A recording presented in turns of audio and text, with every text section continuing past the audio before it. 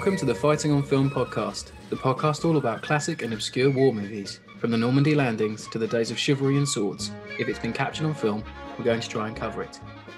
I'm Robbie of RM Military History. I'm Matthew Moss of Historical Firearms and the Armourer's Bench.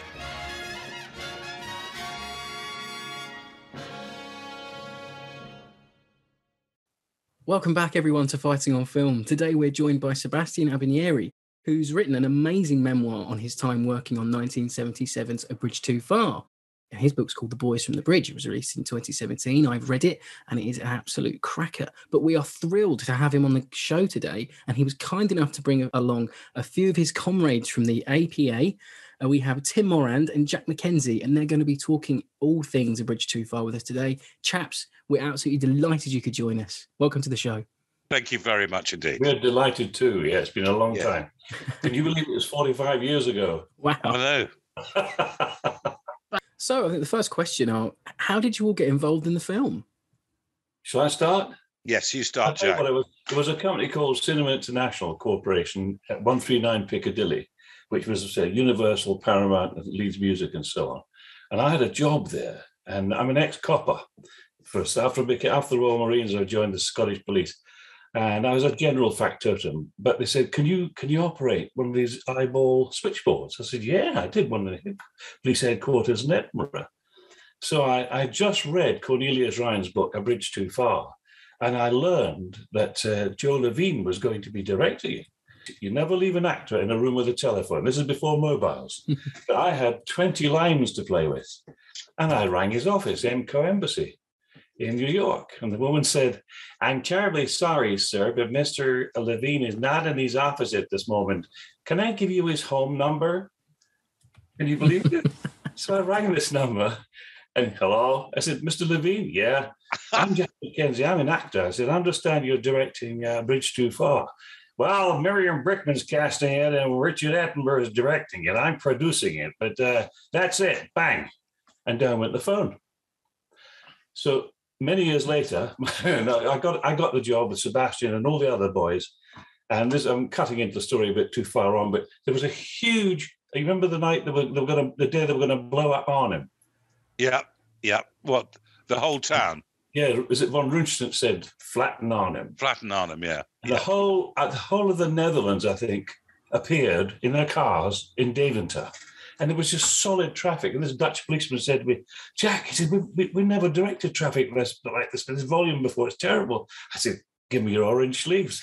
I was back in Prince Street in Edinburgh directing traffic. So in the middle of this limousine pulled up, and it was Richard Attenborough and Sheila, his wife, and Joe Levine and his wife. And he said, darling, this is Jack. He helped train our soldiers. And Jack McKenzie, and the window went down, and Joe Levine said, you're Jack McKenzie? I said, yes. I said, you realize you telephoned me at fucking 4 o'clock in the morning?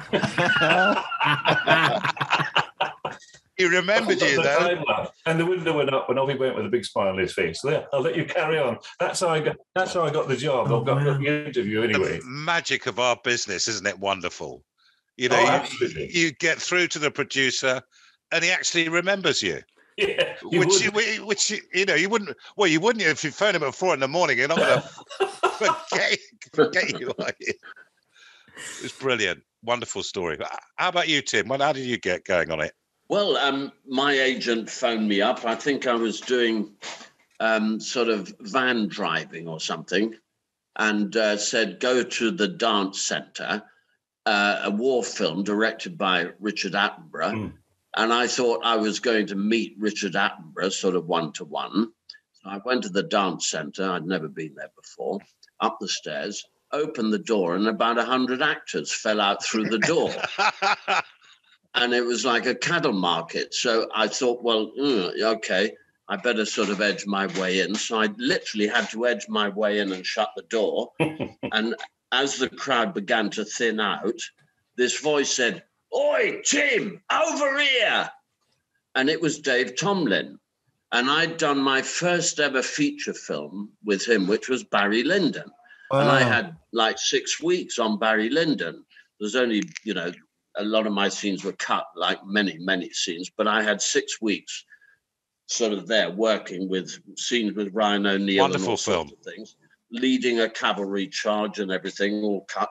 But I had ended up with a nice scene. But anyway, Dave Tomlin was there, and he said, over here, and that's how I got into the film.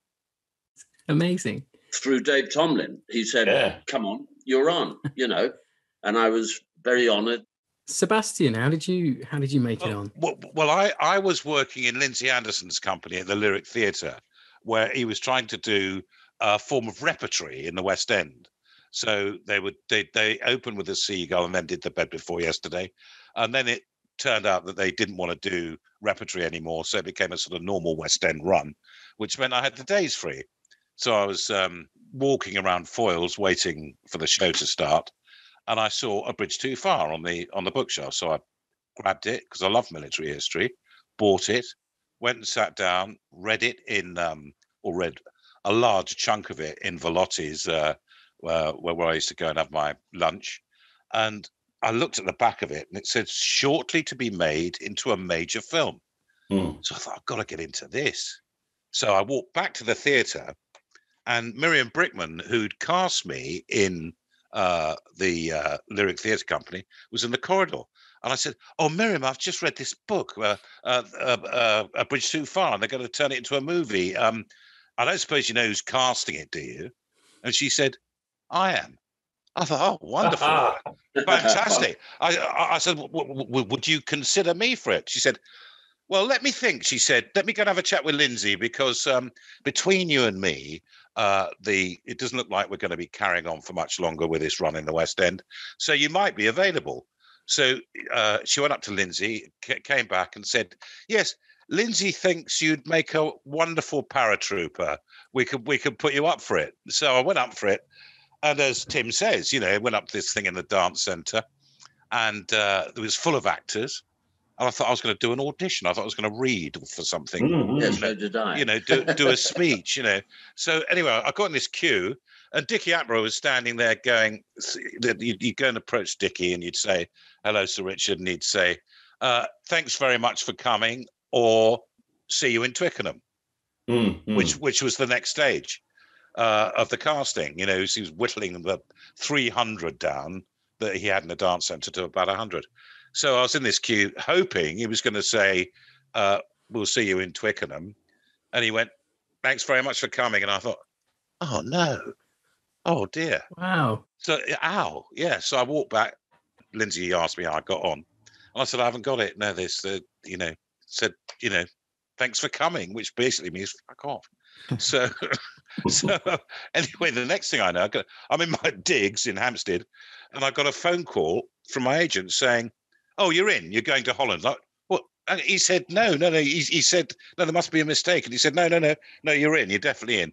So I could only assume that Lindsay had a word with Miriam, and she got me in, which doesn't happen very often, but when it does, it's very welcome. And on that particular occasion, I was so happy because I really wanted to do the job, and it was the most wonderful experience I've had in my life. I mean, it was one of the most amazing experiences I've ever had in my life. So much so that my wife said, "Can you stop talking about it, please?" And turn it into a book. That's right. It was the first mega movie we've been involved in, wasn't it? Oh, and also it was about what our parents went through, wasn't it? I think that's it meant so much to us. It was like, we got to get this right. Dickie showed us the film, Theirs is the Glory. We met so many guys who'd fought in the battle, and you think we have got to do our damnedest to get it as right as we possibly can. And I think the spirit was there, and as dear old Shakespeare said, all things are ready if our minds be so, and we were up for it. Well, talk about arse licking. I didn't arse lick, but I made sure my boots were all polished when I went for the interview at the dance centre. Can I add an esoteric level to it? Because I was Church of England and used to go to church every Sunday with my granny.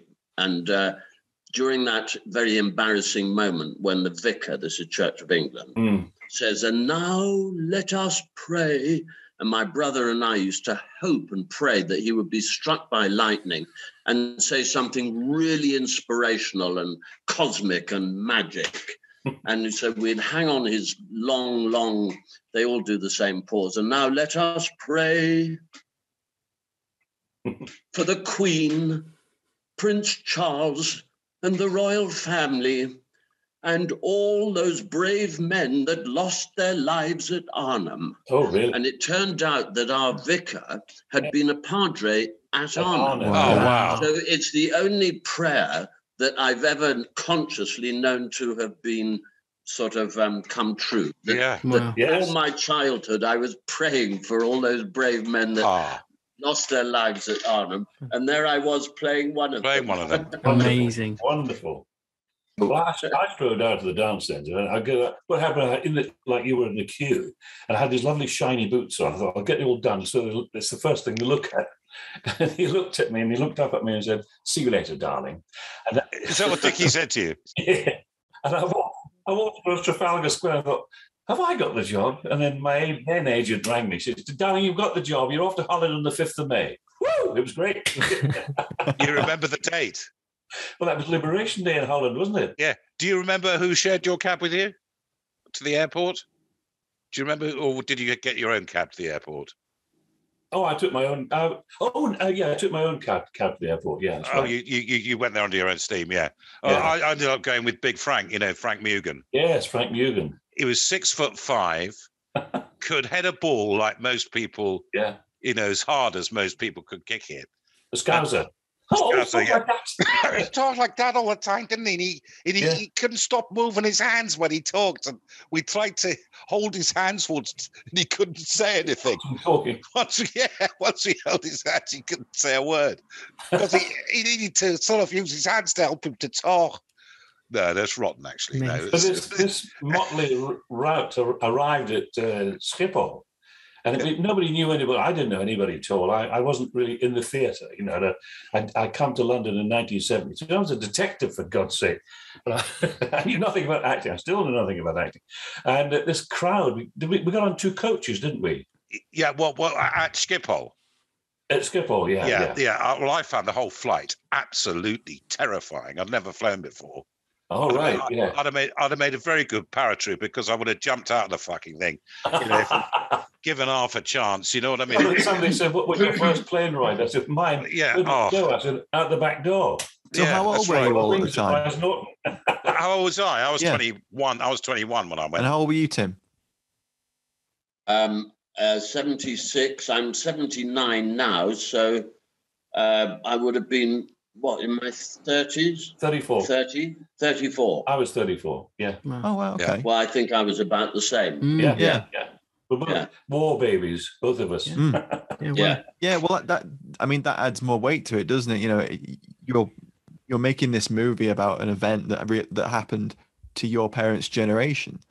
So was that always in your minds when you were, my folks were killed during the war. My father was buried at sea. He was in the Arctic convoys. Oh my! And my mother was involved in the munitions industry. She was a war worker, and obviously she had absorbed all the toxins and poisons in the factory in Ardea in Ayrshire, and she died giving birth to me and my twin. My twin wasn't. Oh my gosh! Wow. So I was cast out, but my grandparents, my father's parents, brought me up.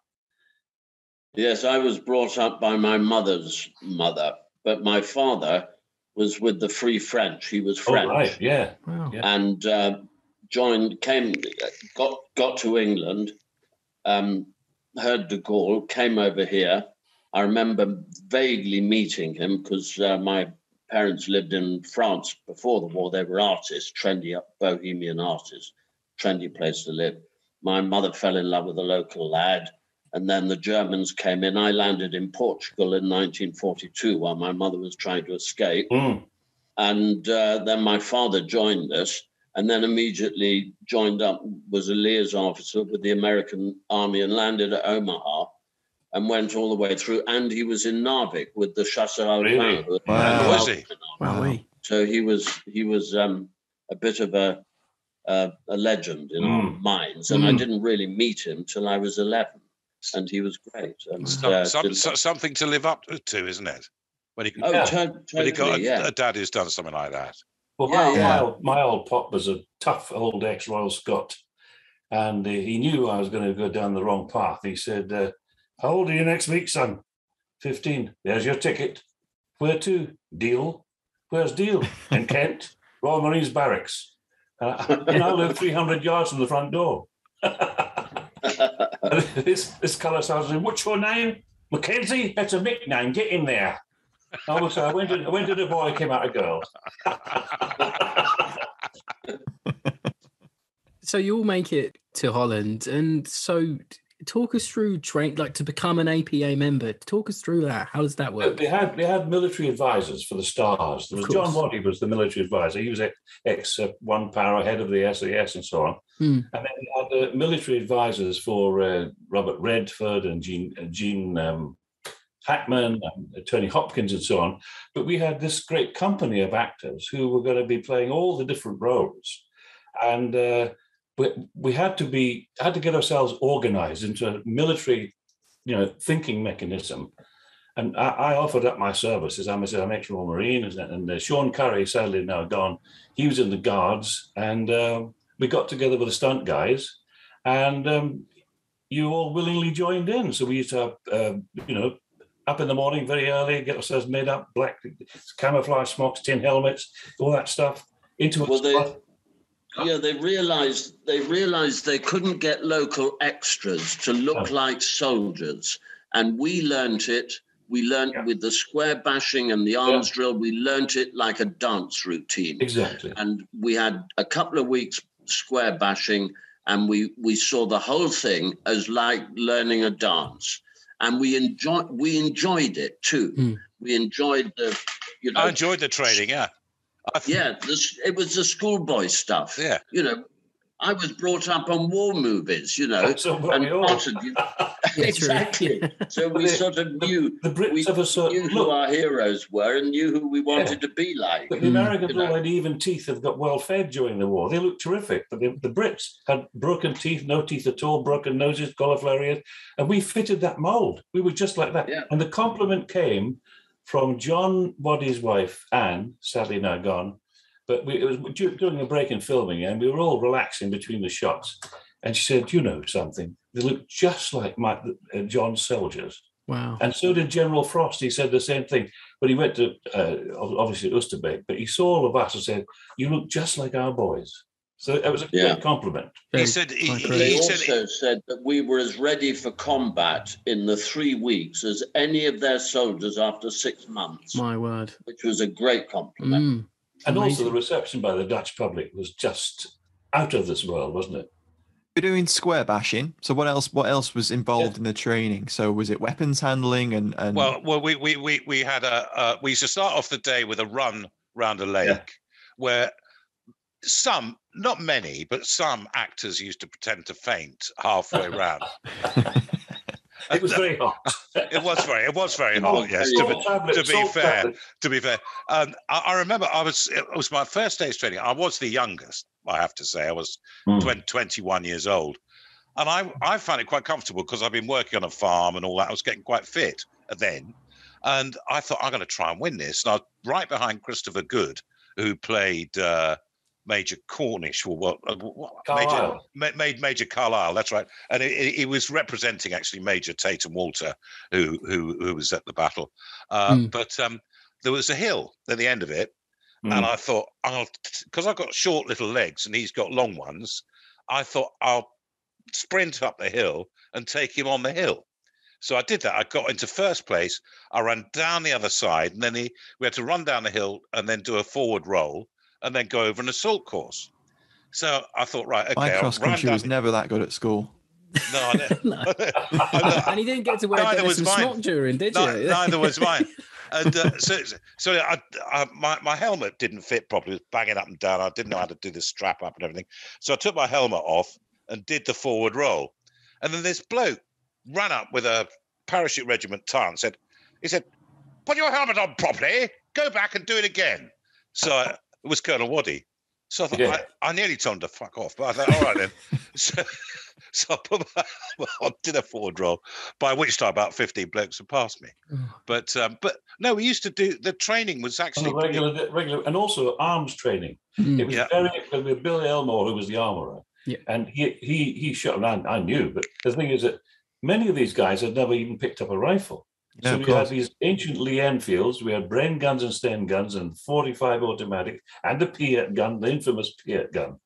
And the rifles were from the First World War, weren't they? They were and Second World War. Yeah, 1914, they were the Lee Enfield Mark II. But the thing is, you had to explain that even a blank can kill you.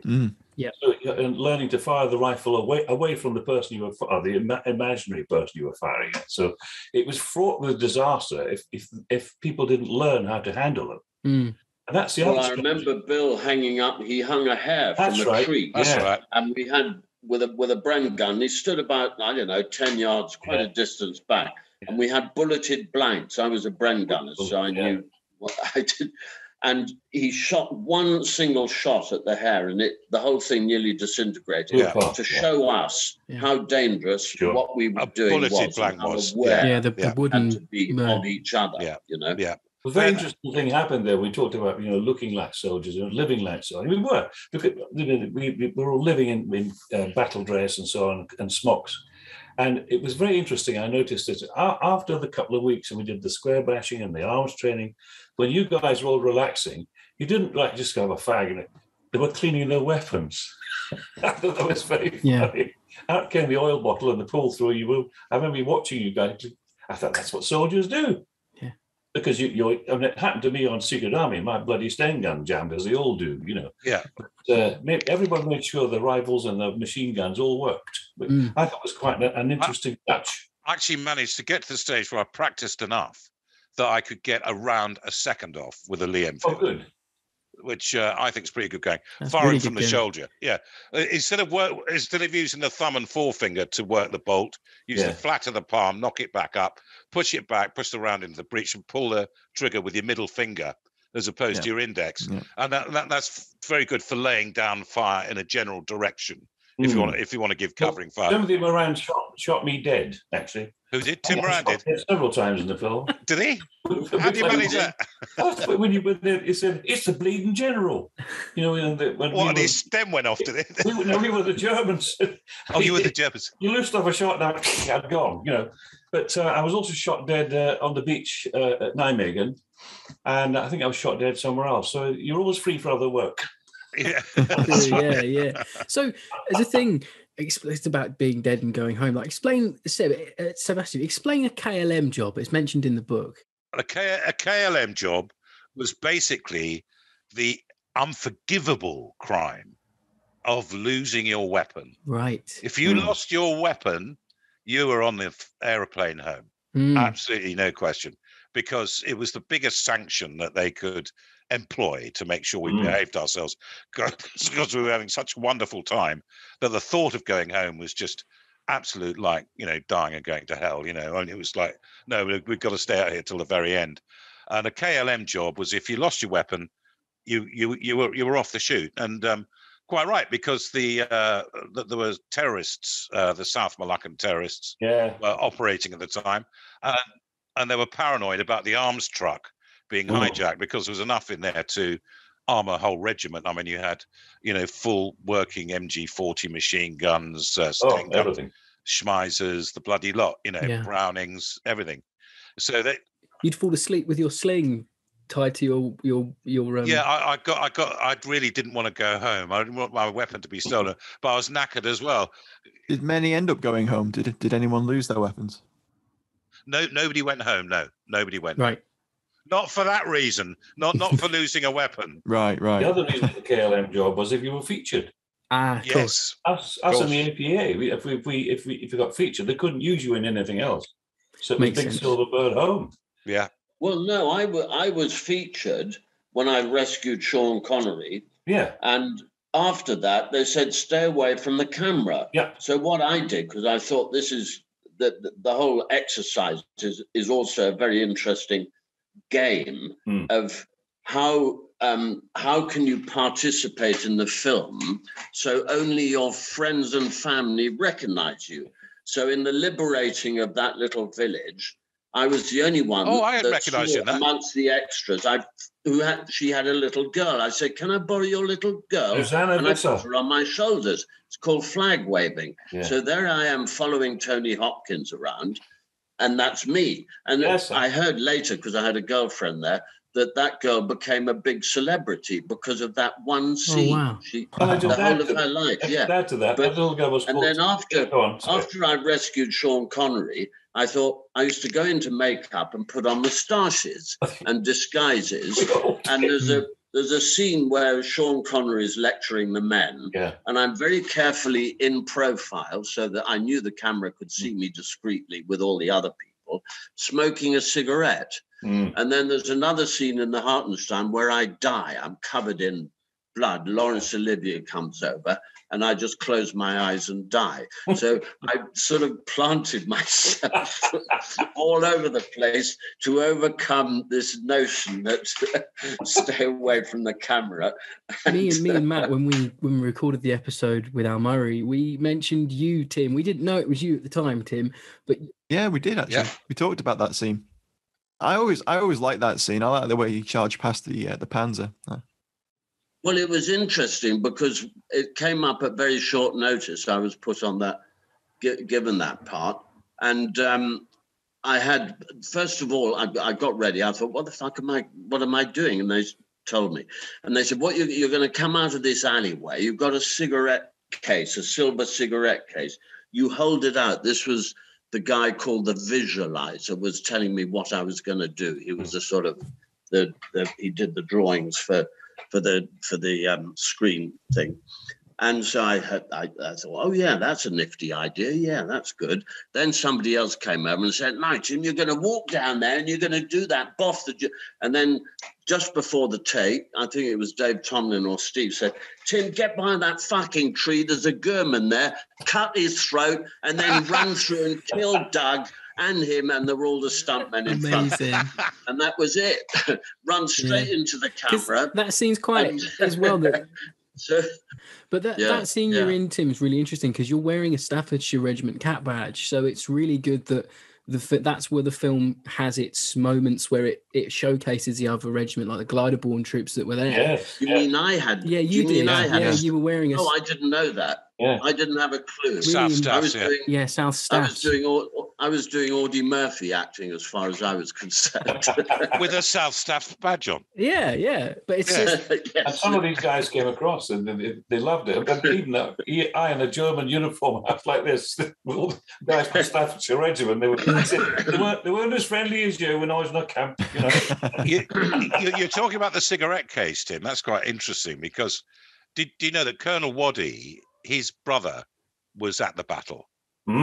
And he was killed, sadly, at the battle, Peter Waddy. And he'd knocked out a couple of German tanks by...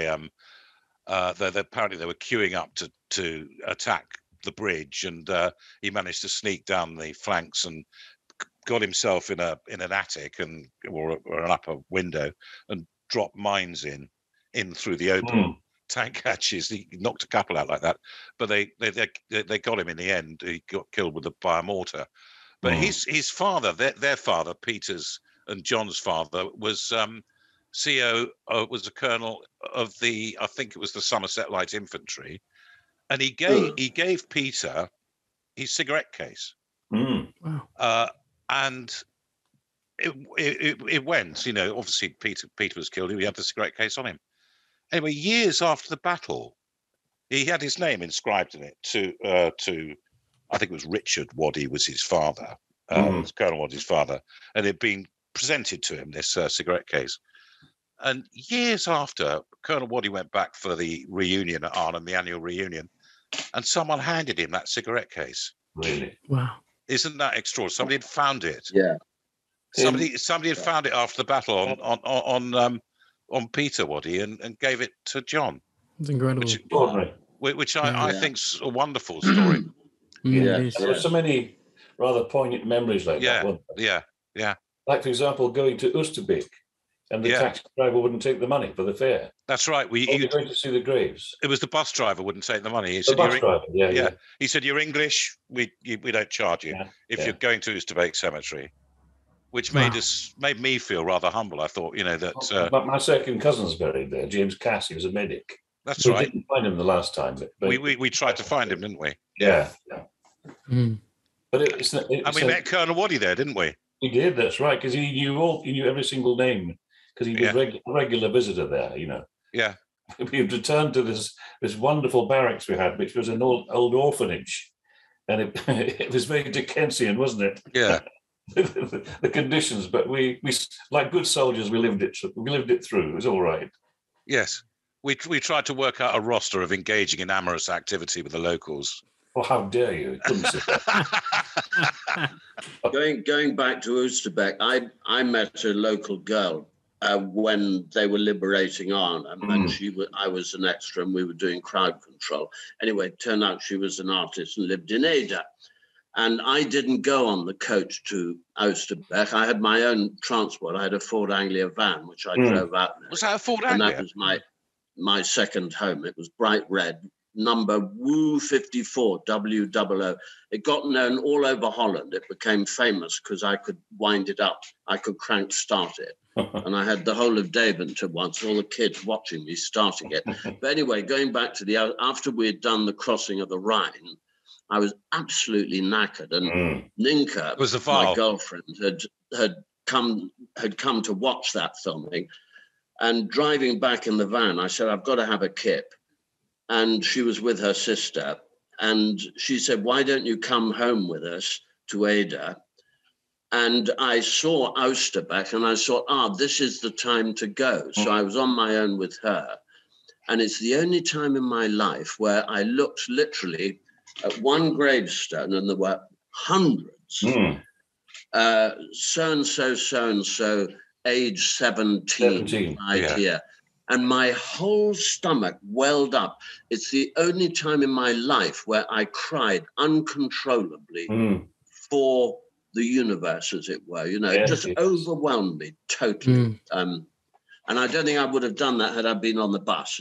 Because I was alone. Yes. And doing the film, of course. Yeah. That was part of it. Some of the inscriptions were very moving. Another one from another very young para. It was something about sad to have only known you for such a short while. Yeah. I think he was 16 and a half or something like that, was 7. But and it was, did you meet the old boy who looked after the graves? No. He's an ex-para. Oh, was really? He? Yeah, and he used to whistle Tipperary as he was cleaning up, doing the grass. Wow.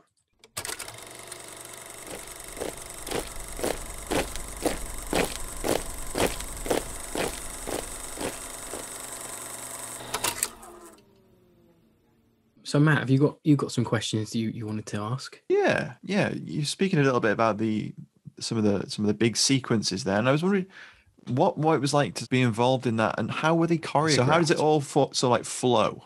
That's what I always wondered. That was the brilliance of Richard Attenborough and his team. As he said, I'm a giant puppeteer, and I have everything working at the same time. And of course, the first assistant, second, third, they choreographed us on the ground, didn't they? Yeah. As I come back to David saying, we covered in radio saying, lie down and fight the fucking traffic. Nothing was allowed to get past.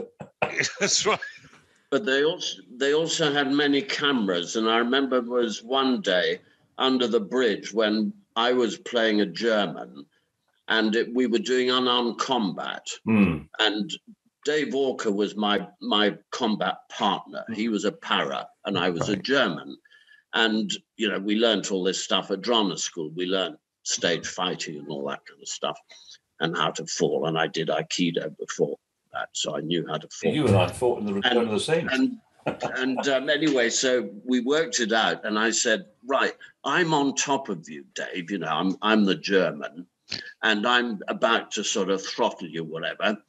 And then I suddenly get an attack of fear because I thought it would be very interesting to show a moment of cowardice, a man reacting intuitively and then realizing that what he was doing and then sort of backing away. And we had Peter MacDonald was our cameraman. So we had our particular cameraman filming that sequence. So we worked it out. Dave said, yeah, that's great.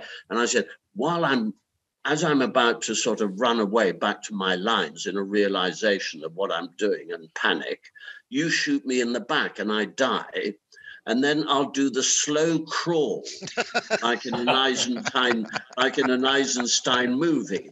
So there I was crawling along, having been shot in the back. But I couldn't hear when they said cut. So I lifted my head. I was getting very near to Peter's camera, looked up, and there it was. And I burst out laughing, and it came up in the rushes the following evening. And they all said, "That's fucking Tim," because they didn't realize who it was. So I don't know if it was in the film or not, but we had great fun, and the support of the cameraman, David and I, sort of working out this little work of sort of combat art for the cinema. Well, I was thinking, I had all these guys playing Yanks, and I said, look, you're Americans. If you fall over, if you get injured, if you get hurt, if you smoke, whatever happens, make it sound American, you know? And so often I say, come on, get your ass up the hill, move your fucking asses, come on, get the fuck. This guy turned around and said, I'm going as fast as I can. I've broken all my nails. I'm expected to work here. Rich says, oh my God. He said, what are we going to do there with Robert Redford in 2 days' time? And on the day, they were wonderful. Yes. We with the cues. We had a second unit that used to do all the action sequences, directed by Burt Batt, wasn't it? Burt Batt, yeah. And we'd go to Amersfoort, which was a big sort of Dutch army, a big Dutch army training ground there, and they had everything there. And we turned up, so we had to be 30 corps on this particular day, and half of us had to be Germans. So anyway, on this particular day, I had to be a German.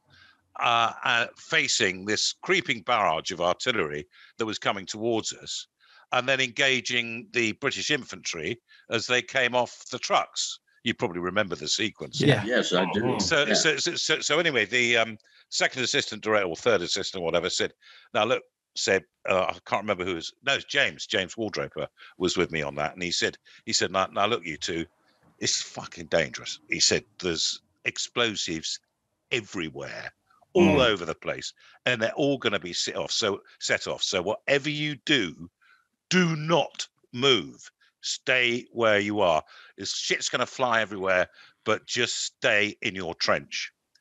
So I went, okay. So it started action. The tanks turned up, started firing with their barrels. You know, this creeping barrage of artillery started coming towards us. Explosives going bang, bang. I mean, there were massive explosives. There were big explosions. Tons of full as earth. Tons of full as earth. But, you know, you'd have your tin hat on and you get, you know, pebbles landing on your head. And ding, ding, ding, ding. Yeah, rattling on your helmet. And it was getting really close. And I have to say, I completely lost my nerve. And I ran, which is just what you're not supposed to do. I thought, I'm getting out of here. Fuck this.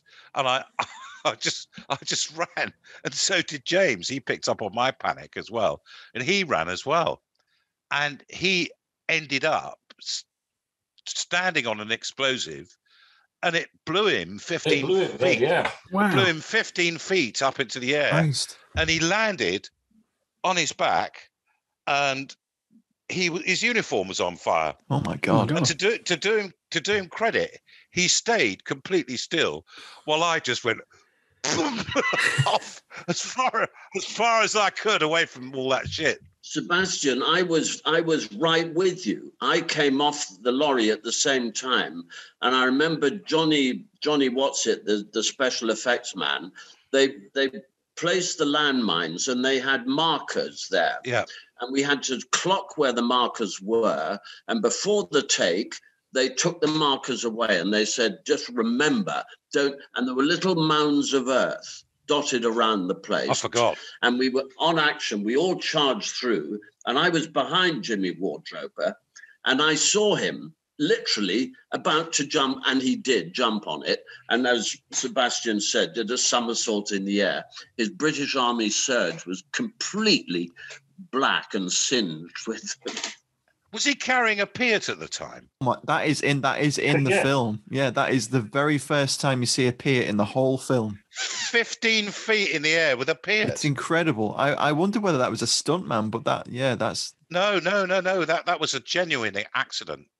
Oh yeah. Oh no, that was a genuine. So Tim, accident. you were in British uniform for that scene, and Seb, you were in German. No, I was in German. It wasn't James who was with me then. It must have been someone else.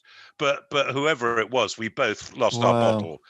It's an amazing sequence. It really is. Well, the thought of being under real artillery fire is just fucking horrendous. I mean, you might have live rounds fired over your head in Dartmoor. I can tell you the same. Yeah. I mean, I don't know how they stood it. How you ground your courage to the sticking place and bloody well stayed where you were supposed to stay. I don't know how they did it. So talking about kit and equipment and uniforms, we usually have a segment on the show called the Alley Tally where we pick a piece of kit that we liked from the movie. But we thought today we'd do it a little bit ad hoc, and we just want to know, like, what was your favorite bit of kit to wear, or what gun did you like firing the best? I loved my Lee Enfield 303. I thought it was a wonderful weapon. Yeah. Yeah, I go on. Because it was just so easy to fire. The Mausers would jam. You couldn't feed the round into the breech properly. The Lee Enfield was beautifully designed, and I preferred it to the Garand. I mean, it did fire the Garand occasionally, but that used to go ping, and as Colonel Waddy said, that would give away your position if you were. The trouble with that was that the cartridge clipper fly out and everybody would know where you were. But I like the Lee Enfield personally. Well, I was given a Bren gun because they said in the rehearsals or whenever, they said I was the only one who could actually run and carry a Bren gun and fall with it, kick its legs open and fire it. And they said it was always miners, my short, stocky guys who were Bren gunners. So I was that was, and that is the most amazing weapon. I mean, whether you fire single shot or the whole lot, it's just unbelievably lethal. I mean, it's just hair raising. And it was very, very deliberate when it fired. It's a very noticeable sound. Yeah. I was number 2 on an MG40 on the drop sequences, and that's a revolting weapon. I mean, that just is like a malevolent sheet tearing. It's got quite a sound to it, hasn't it? Yeah, I mean, it's just so fast rate of fire it's got. But the American rifles were very strange because they were very light. And the Garand. And nifty. The M1. What were they? What are they? The carbine. The M1, the little one. Yeah. Up at Nijmegen Bridge, it was so funny to be in charge of a Spandau, and it had belts and belts of ammunition, and at the end of the bridge, somebody actually lived in a house at the end of the bridge, and it was a Sunday morning, if I remember, and we used to say gun firing just to give it a couple of rounds to make sure that everyone was going in. Gun firing, and this it was like a vomit out of the barrel of this weapon. And the guy who lived in the house at the end of the bridge, he could see him go, "Oh, fuck me, not on a Sunday." Bang. The strange thing of that bridge was an old boy standing there, and he said they were on the wrong side, And I said, "What?" He said, "They were on the." You know who it was? General Walter Herzog, the 9th, 10th. What? He was there. He come. Wow. Watching the filming. He said the British was tigers. We had the tigers. The British. We could have ruled the world. My God. Lucky Colonel Woody didn't see him. Yeah. So I know Matt didn't have a chance to read the book fully before the episode came around. But I have to ask to Sebastian to tell the story about the Piat for him, because I know that he's going to absolutely love hearing about it.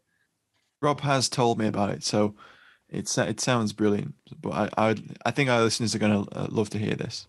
There was an assistant director on the film who was related to a very important person. I won't use his correct name because it was a bit of an embarrassing story. But he was one of the assistant directors, and he was dying to direct a sequence. So he nagged Dickie Attenborough, and Dickie Attenborough said, "Okay, we need a couple of pickup shots. We need a shot of a couple of guys firing a Bren, some Lee Enfields going off, and then a Piers. So that's what we need. So it's what they call a pickup shot. They just pick it up and shove it into rushes later. So I was part of this little unit that was going to do this, and Dave Tomlin, the first assistant director, who was a wonderful man, absolutely wonderful man. God rest his soul, because he's not with us anymore, sadly.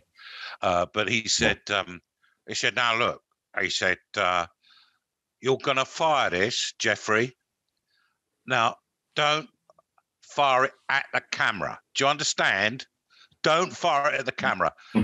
He said, but there's a he's American. There's a piece of we got a piece of unbreakable glass in front of the camera. He said, no, don't fire it in front of the camera. And you boys as well, with your rifles and all that, don't you fire at the camera.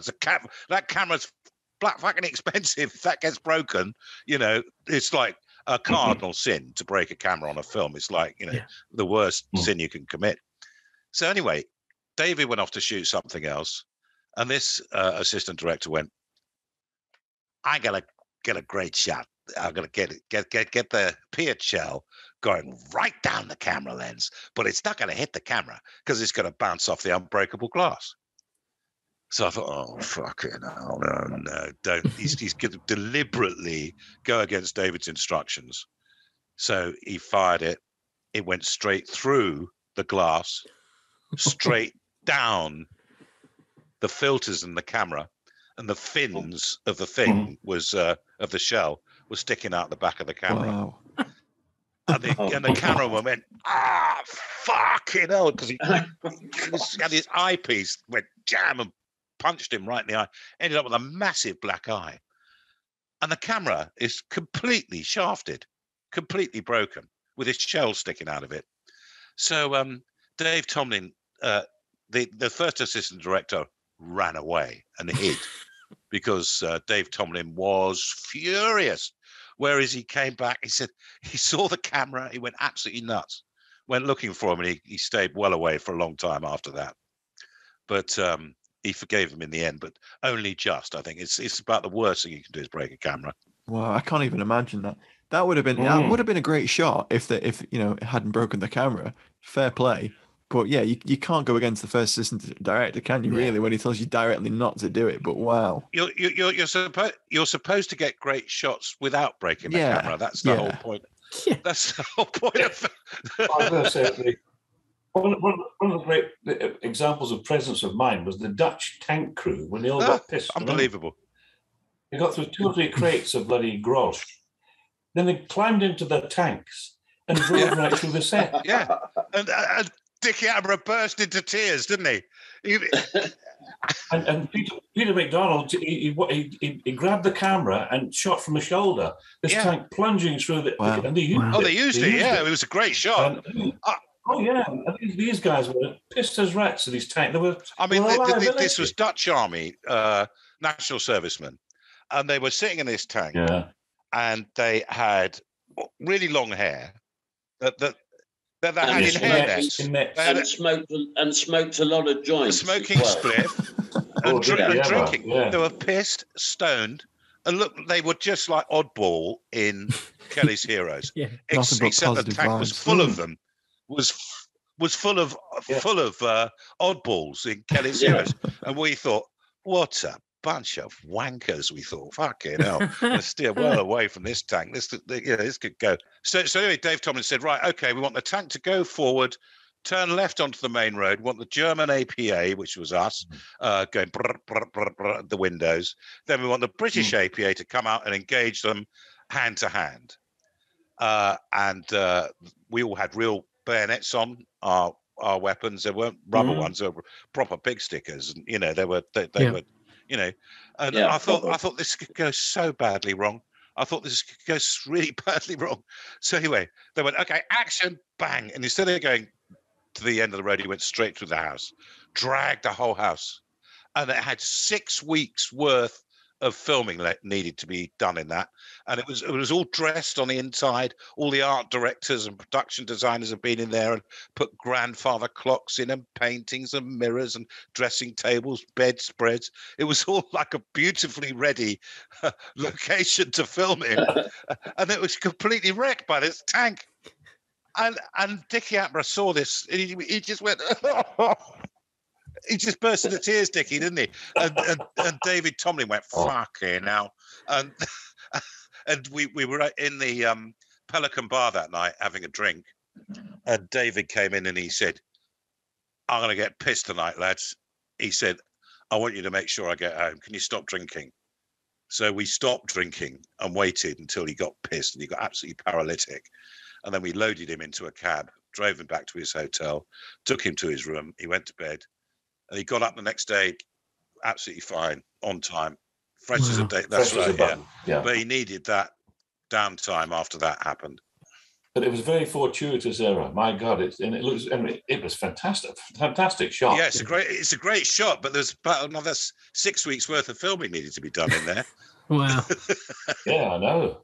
But it's the same with the parachute drop on Ginkelsheide, remember? Yeah. When Belgian paras and I think 2 para coming in Dakotas, and we had Ryan O'Neill in a harness dangling above the dropping zone, high as a kite. Yeah, it was, literally. We were all high as kites as well, because we had to do the pickup shots from the land, and we had our parachutes were catching the wind, and we were sort of tobogganing across the heather with the parachutes. Oh, I wasn't doing that. And our backpacks sort of sliding across the heather and then hiding under our parachutes, avoiding action and smoking a few joints.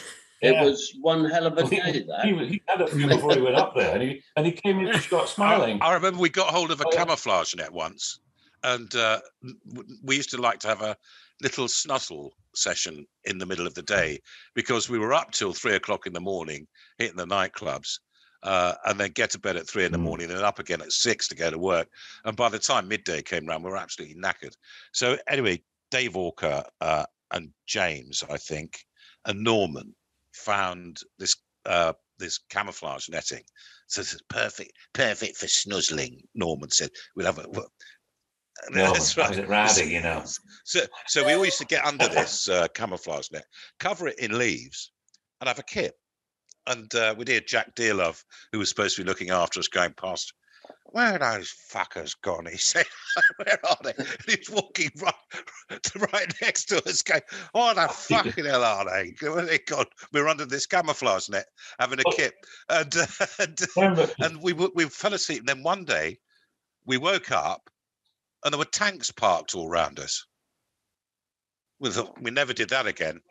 Yeah, we could have been squashed. Yeah. I love Jack Dearlove. We're all in the dropping zone. And we'll all be milling about, you know, as parachutes are coming down and the vehicles and people will get all that sort of stuff in front of me. And Jack Dearlove's direction to us, all right, lads, act like you're acting. That's brilliant.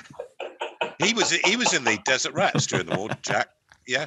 And he went ashore at Salerno. Wow. He was one of the first ones into Rome. Wow. Oh, my. Yeah. He said, I was one of the first ones into Rome.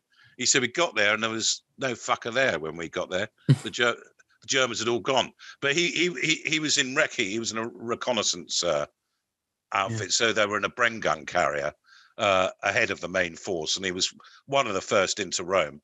And he said, it's terrible. I think there was 4 in a Bren gun carrier, or 3, or no, I think there was 4 in a Bren. You're the expert, sir. How many in a Bren gun carrier? 4 or 3? I never normally it's a crew of about. No.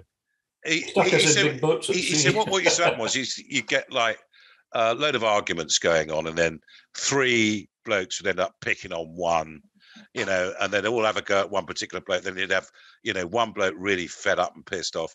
He said, and then the shit had hit the fan, and we'd all be in action and all that, and you'd all be mates again, you know. And life was very short.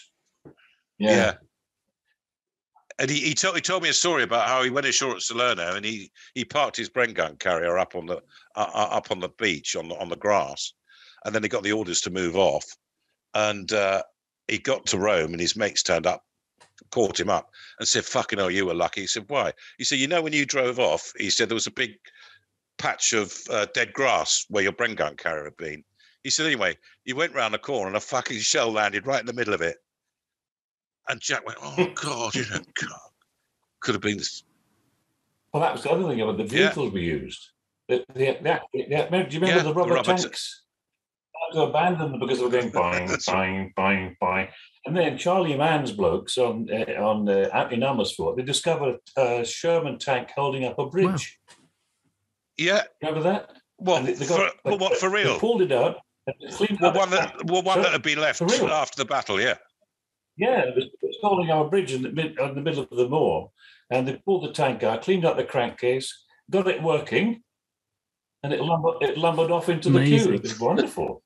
It's amazing. And they had all these lovely American. Do you remember the jeeps? first day we were there? We turned up at Booslow to get our uniforms, and we turned up, and a load of German SS wandered up and started chattering away, and there was German soldiers walking past. We just got off the aeroplane from England, and this tank. They were working on this tank, and then all of a sudden it went bang, blew up. And all this flame came out of it, and all these special effects guys jumped off, started laughing and joking and swearing and all that. And it was one of the tanks that they dug up out of the polder. Yeah, that they were trying to get going for the film, and they started it. And obviously, the fuel system had gone, so the whole fucking thing brewed up. Gone. That was our welcome to Holland. Amazing. First day there. Wonderful. But also, when the heroes of the hour, Frost and Urquhart, arrived on scene, they absolutely loved it. Well, I was standing talking to Colonel Frost or General Frost, and he said, I was furious when I got to the bridge at Arnhem, and I said, why? He said, because it was just like this. He said, it was just like Daventer. He said, town on that side, green fields on the other. He said we could have dropped. Yeah, they could have dropped us there. He said we could have dropped. Why didn't they drop us on that side? 6 battalions there. He said you couldn't have landed gliders because of the telegraph poles. Yeah. But they could have dropped the paras on there. And also, he said there was 1,000 Dutch resistance in the town who were ready to grab the bridge. They were called the Landelijke Knoplugen, which means strong arm boys in Dutch or whatever. But they were all ex-Dutch army and had hidden anti-tank weapons and weapons all over Arnhem, buried them. And they were ready to go if they'd have only got the order from our intelligence people to grab the bridge. But they could never have admitted they were going to have 20% losses anyway.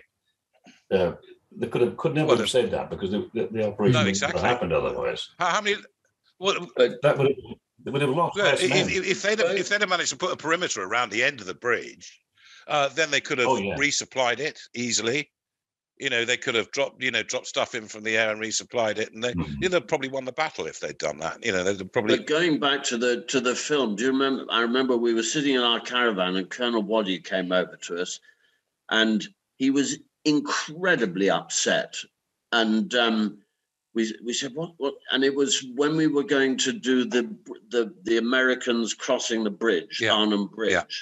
Yeah. And what had been decided was that the Germans and the Americans, the Americans and the English were going to meet in the middle of the bridge.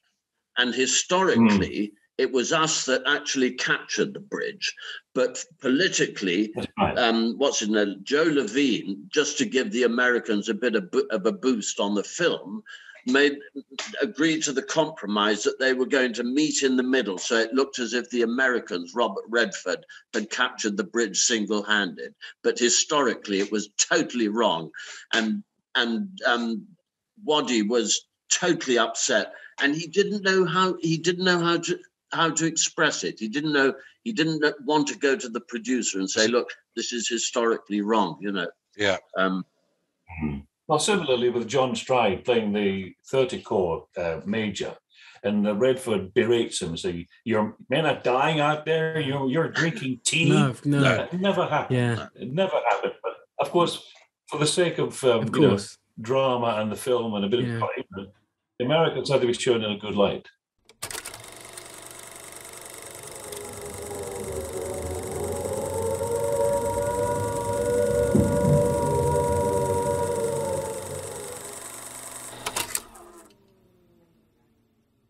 But what was it like? So obviously you're in the kit, you're in the APA, you're there at the pretty much the same places that the actual chaps who fought were.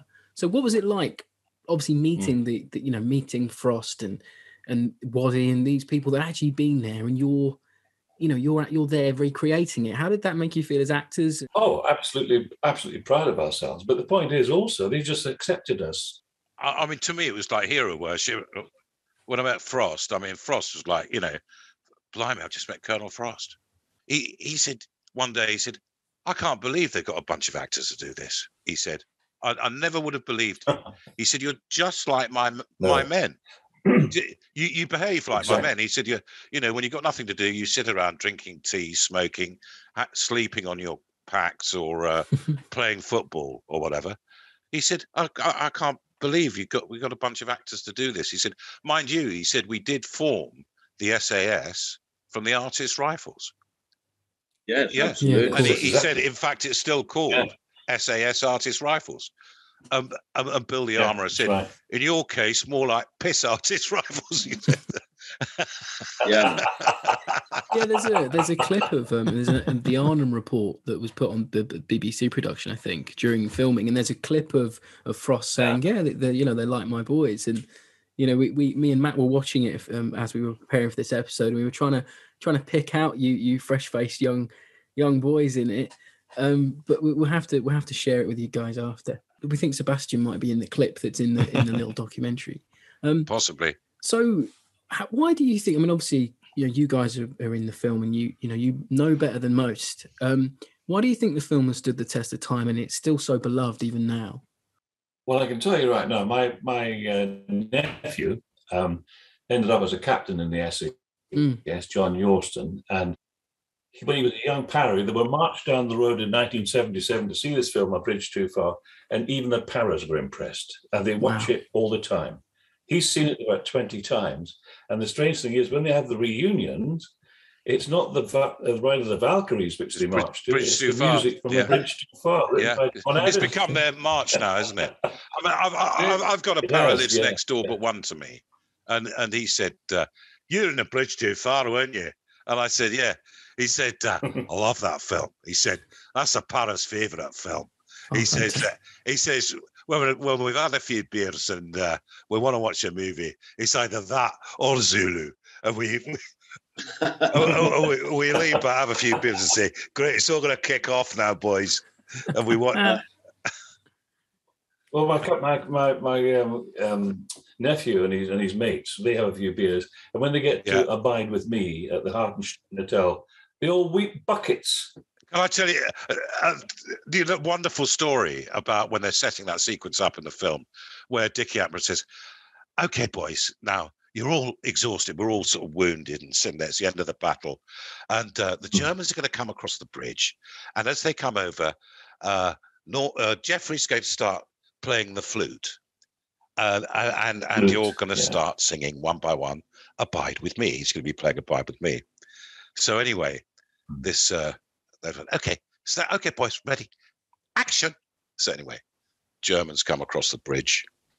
Jeffrey starts playing the flute, and Norman Gregory said, "We're not going to surrender to that fucking bunch of wankers, are we?" They went, cut.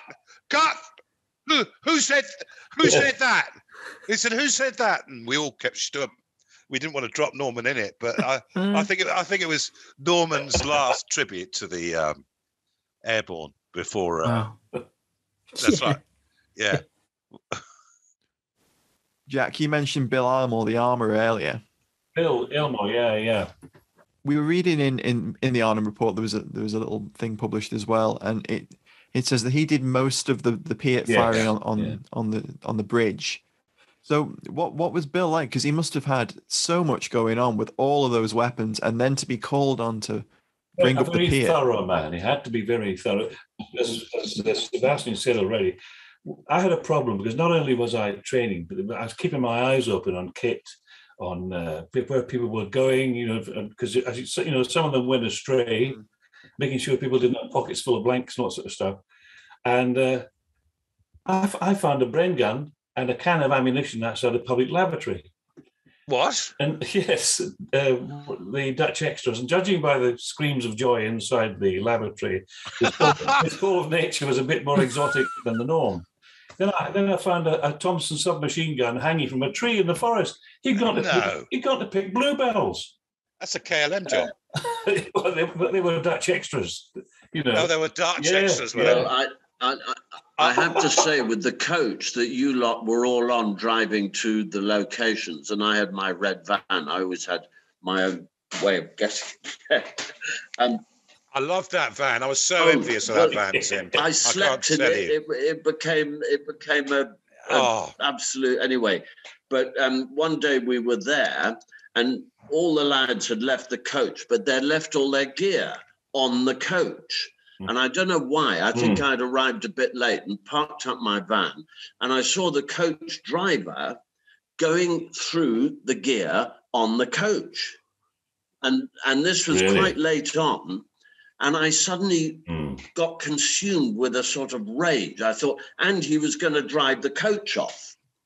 I literally tried to jump up. There was a high sort of entrance at the back because the front doors were closed and the back was open. And he was stamping on my hands, trying to stop me getting into the coach. And I grabbed his legs, pulled him off, dragged him round, and I had him in front of the coach against the engine, holding him and about sort of thump him. Dickie Attenborough turned up. And I was in a total state because I was convinced that this guy was going to drive off with all our fucking gear on the coach, And Dickie just couldn't believe it. He was very, very calm. Tim, now what are you doing? What's going on here? Oh, sorry. It was a moment of I think I started to crack at that point. Violence was. Yeah, I think we all started, didn't we? We all started going. I can't remember who it was. I was adjusting somebody's kit because it was all wrong. Gaiters were upside down. Things you'd spot. Oh yeah. Buckled belts were upside down. So I said, no, it shouldn't be like that. And I took his, thick shaft thing. And he said, but Jeffrey, was it Jeffrey somebody, the costumes? Jeffrey says, I said, look, fuck Jeffrey. Just as Richard Attenborough went past, he said, quite right, Jeff, fuck Jeff. Everybody else is. Everybody else is. Wow. What was Attenborough like? So you all must have had a chat with him at some point. I worship the man. Worship him. I was a bit in awe of him, I must admit. Yeah, great guy. It's difficult not to be, isn't it? Yeah. When we had that scene where you shot me dead, Tim, when we come out, when the general comes out of the house and all that, and I clocked my head on the edge of the curb. I just did a tumble, And first thing, despite all the other senior actors around, he came across, "You're right, darling." "Oh, fine, okay, that's okay." That's the sort of person he was. And equally, on the first day on the bridge, you might remember this. But suddenly one of the crew, the wife of one of the crew members and these two children arrived on the bridge. And Richard stopped what he was doing and took the kids' hands and walked across the bridge and saying to the chap's wife, "Now we're doing that over there and over there." Wow. And it was wonderful, which is one of these quiet moments that, I've got an eidetic memory. It's a snapshot of him doing this. And then the first day of filming, it was a terrific thing to watch. Amazing, because he was working on that film for 3 years, wasn't he? Yeah. And he was working, 70 hours a week, 7 days a week on it.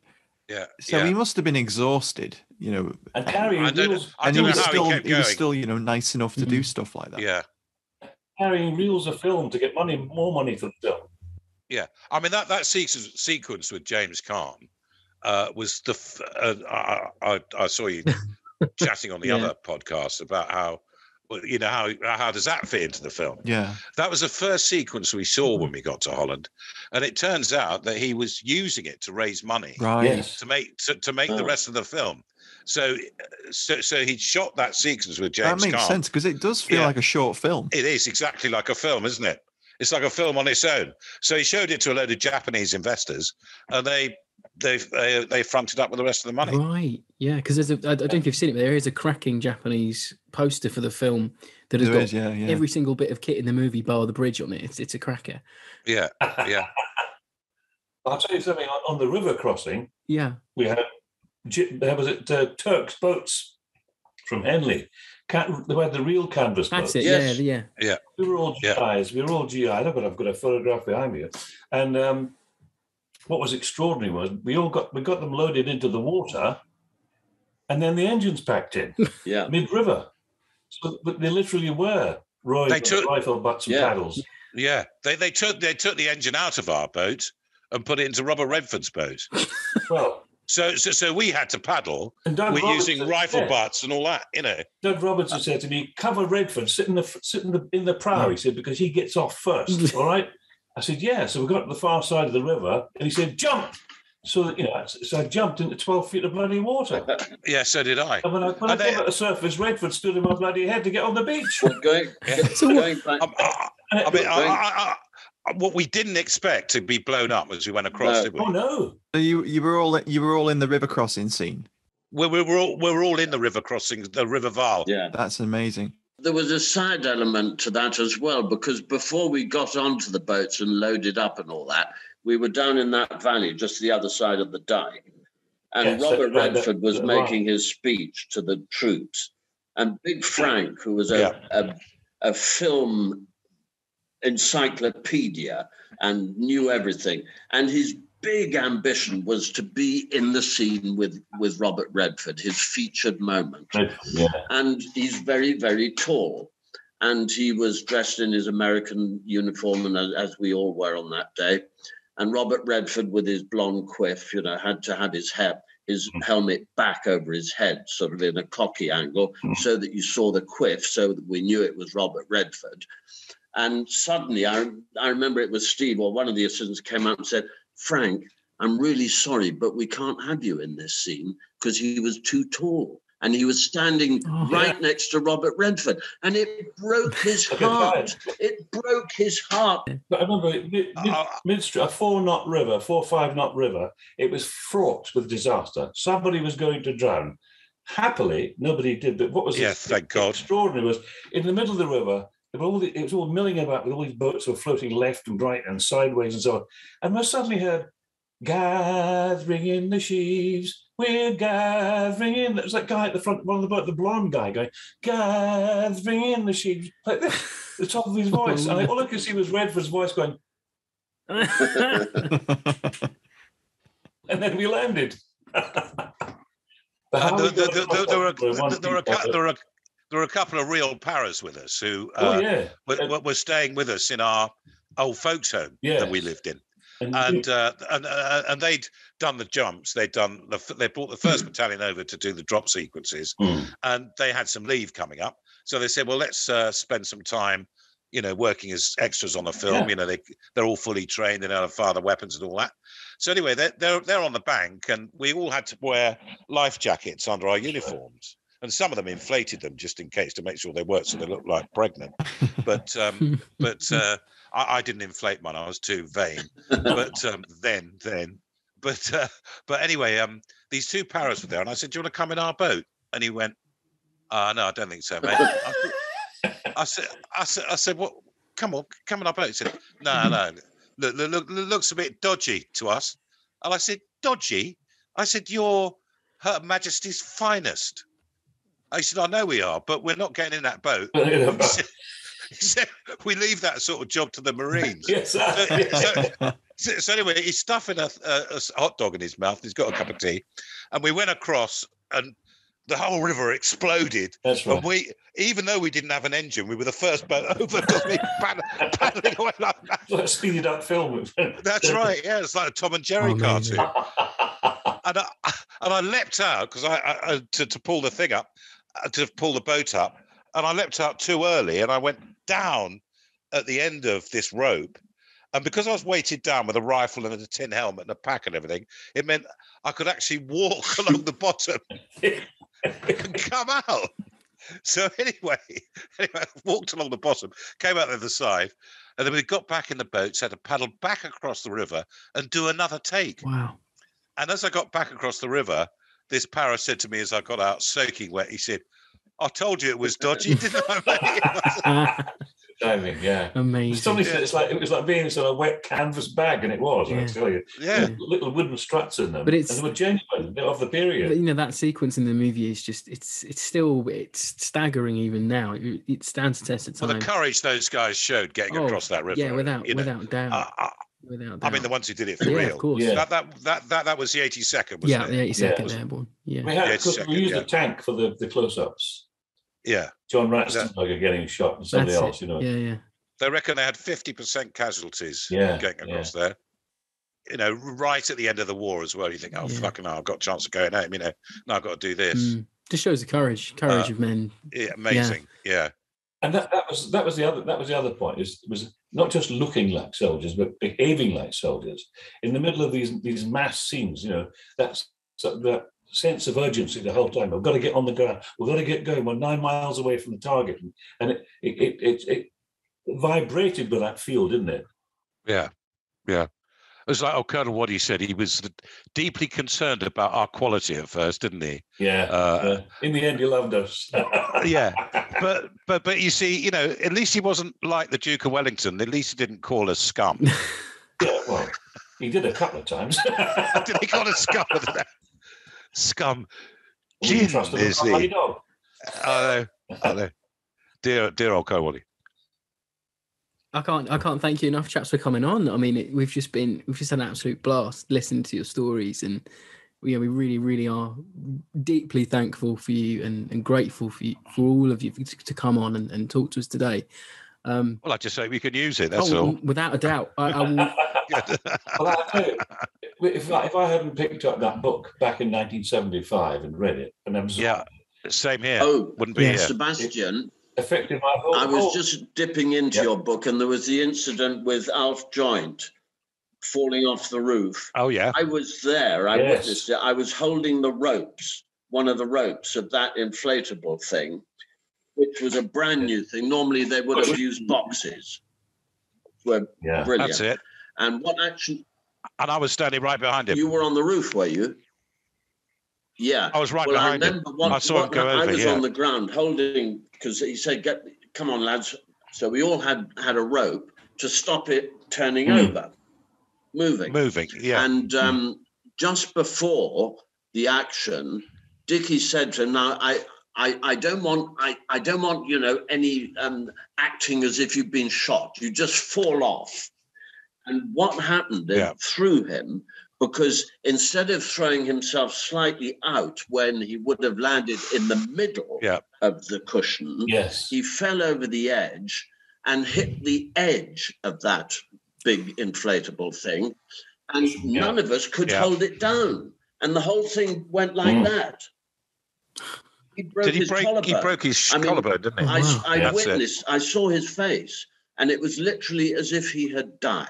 It was like witnessing the death of a star. Poor old He Alf. was totally still. He stood up. He knew he had to stand up, and I could tell he didn't want to, but he was totally white. Everything had drained from his face. Absolute shock. Yeah. It was, you know, Well, I was behind him, and I saw him go, and I thought, he hasn't fallen right. You know what I mean? He's just sort of trot. Note that made him. Yeah, and I thought, and then I just heard that awful silence. Oh, yeah. You know, I thought, we all oh dear, and I couldn't see him land. I was but I right thought in front of him. Something's gone wrong. You know, witnessed the whole thing. It was horrifying. It was awful. Yeah. Poor old Alf. Thank God he's all right. And Paul Weston broke his leg, didn't he? And I mean, one fatality, that was Johnny Richardson's wife. But that was not on the film. It was the drunk driver killed her. Oh, wow.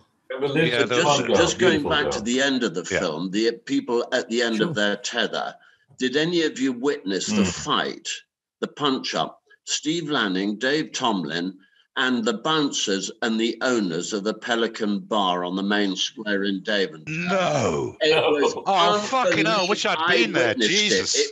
They were paralytic, and it was like they were totally berserk. And I remember, these were big Dutch guys. You know how big the Dutch are.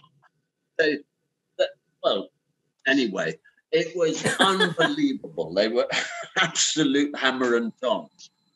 And I think that was probably the evening of the last day or something. Wow. What a finale. Yes, exactly. Yes. Indeed. When they dropped the 1st Battalion on Ginkle Heath, we opened up on them and they weren't expecting to be fired at. I thought, hang on a minute, we're going to be on the sticky end of a counterattack here, because they weren't expecting to be fired on. So I got up and I went, hello, lads. They got up and looked at me like that, you bastards. And so we picked their kit up for them and put it on their Jeep so they could drive it back to their rendezvous point. And I invited them. I said, come to Daventry tonight. Come and have a few beers with us. So the whole battalion turned up. 600 of them turned up and crammed themselves into the Pelican Bar. And there was Andrew Milbourne there who'd fought at the battle. Yeah. And he kept buying us beers. He said, let me get you a beer, lads. And I said, no, we need to buy you a beer, Andrew. You're the hero. Don't buy beers for us. So anyway, I'm chatting away to him. And he said, have you been in any fights yet? And I said, no. I said, the only, fighting we've done is fighting to keep Ollie's breakfast down. And That's right. and he said, you have to have a few fights. We had some great fights. Yeah. And I said, hang on a minute, Andrew. I said, we're a little bit outnumbered here. There's 600. He said, outnumbered? We're fucking used to that. I'll tell you what. He said, I'll tell you what, all us old lads will come on your side. Punch the shit out of them. Yeah. And I climbed out the window and went home. He said, you'll never panic at the lad for money. That's right. He ended up severely disabled. He ended up looking after disability pensions in the Northeast. Andrew. What a guy. Yeah. What a man. I'll tell you a very brief story about it. When he goes quite a religious man as well, apparently. Oh, yeah. But he and Taffy Brace ended up in Stalag Luft 11B, I think it was called, a dreadful place. And he said it was for limbless. He said for limbless servant, wounded paras and things who had been captured. And he said, with legs missing, arms missing, and all that. And he said, we've discovered the commandant had rabbits in a hutch at the back of the building. He said, can you imagine half a dozen limbless men trying to get a rabbit and tear it to bits so we could eat it? Wow. Anyway, they got this rabbit and they ate it and went back to their beds. And in the morning, in came the commandant with his guard and said that one of my rabbits has been stolen and presumably eaten by you lot. Well, it has been injected with nasal diphtheria. It was an experimental rabbit. Oh, God. And he just walked off. And Taffy Brace saw what was happening there. And he got Andrew under his, because they were starting to quiver with the poison from the rabbits. And he got Andrew under the bed, and he got under the bed, and in came the SAS and wiped out everybody in the hut. Really? And the only two people saved were Andrew Milbourne and Taffy Brace. And Taffy. Good God, what amazing story. Apparently, when he was taken prisoner, Andrew, he escaped with a bloke with one leg. Yeah, that's right. And he had no hands. He had no hands, and this bloke just had one leg. So we've got 3 legs and 2 hands between us. So we'll get on our bikes and see if we can get away. And they got about 20 miles before the Germans recaptured them and locked them up again. Extraordinarily, over the years, I've met people who said, I was at Arnhem. I shared a train seat with a guy called Andrew Love, who was a glider pilot going to Edinburgh, and innumerable people I've bumped into. Oh, I was at Arnhem. And they never said anything about it over all these years. And this is what we say on the pod. We always say, this is the power of the war movie. It's the power of the genre, where it immortalizes the people who are involved in it. Well, it's a very interesting thing, that, about the storytelling, because I did a play about the Falklands, and we were just doing monologues, real people telling their stories. And the guy who I played came to see me with his family. And he was a medic on the Galahad, and heroic, unbelievable stuff. Burns, people absolutely mutilated because it caught fire. And he came up afterwards and cried and gave me a hug. And he said, I haven't told anyone that story. And most people who have been in the war don't talk about it. My father never told stories or anything, And it's an interesting thing, that, I've often wondered why that One is. last thing was watching all the Dutch people, when you got the Michael Caine scene with Elliot Gould, and they say, "You got that belly crap?" And all the crowd. The Dutch sang the Dutch national anthem as though it was the day in question. Amazing. They were when we liberated that village with Tony Hopkins, they were all weeping for real and pouring beer over our heads. I mean, in the wartime costumes, they totally relived it. Yeah. No, it was very, very real. I remember they were training us to march like the SS. That's right. And we went onto the square outside the old folks home where we were staying, and there was 50 of us marching in a squad like the SS, you know. And this old lady came out, stopped, looked, and then just put her head down and walked quietly along away from us. Very emotive.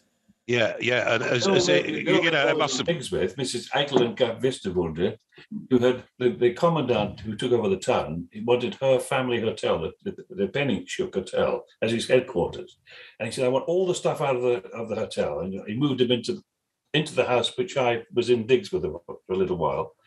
And she was so delighted to have a red berry in combat smoke behind the door, you know. And I came back from the first day's filming, and on the table was a 1939 bottle of Chateau Mouton Rothschild. Wow. And the cellar was full of it because they'd taken all the contents of the cellars as well into her cellars. They'd lain there since 1940. And so sometimes I used to feel a bit bad about having so much fun over there. Well, I did. You know, when you think, well, actually, you know, we're reconstructing something awful, a human tragedy. You know, 10,000 men dead in a week. Also, we've never been occupied, and I know from all my French rallies in deepest rural France, the things they went through. Families lined up in a village and machine gunned by the Germans. Little gravestones everywhere, and we've never ever had to make those decisions, and it makes me ashamed to be English that we hate Europe so much now. I find it utterly appalling, this sort of anti-Europe business that's being stirred up. It is disgraceful. And I remember some old guys who were at the ceremony this year on the beach in Normandy. They were actually saying, "We fought for Europe. What is going on? What is Brexit about? We fought for Europe," you know? And all this propaganda, anti-European stuff, it makes me angry, but sorry, I won't go on. It's fine. No, don't worry. It's fine. I was just going to say about the wine that we went to a friend's house. He was a sommelier for Canary Wharf. He said, "A 1939 bottle of Chateau Mouton Rothschild." I said, "Yes." "Well, that's about 135k now, isn't it?" I was drinking it like lemonade. And then she was, "Jack, another bottle?" "Thank you very much, Mother." You know, I didn't Good if you can get it, eh? I had a lovely time with my digs. Amazing. How come you were in digs in Holland then? I thought you were staying My there. girlfriend was coming across, and she didn't want to sleep beside you, smelly lot. Right. Okay, fair enough. Well, I understand that. Wow. But can we just admit it was an incredible experience? It was a huge privilege to be involved in it and to know these guys and all the other guys. The uniform to actually portray a soldier on the screen for me was just, I couldn't believe my luck. Yeah. I mean, me and Matt, we just want to thank you so much, everyone, for coming on. Fantastic stories. Well, thank you. Yeah. Thank you. Very kind of you to see us. That's okay. It's our pleasure. So thanks, chaps, for coming on. I mean, we've absolutely had an absolute blast talking all things A Bridge Too Far again. We'll never give up the opportunity to talk about the film. As always, like, subscribe, share the podcast, whatever app you're listening on, and you can support us on Patreon. Find us on fightingonfilm.com. And we'd like to say thank you to the lads from the APA. Thank you. Thank you. Thanks so much for coming on, chaps. Really great. So much. Thank you. Cheers. Thanks a lot. Thank you very much. Bye-bye now. Bye.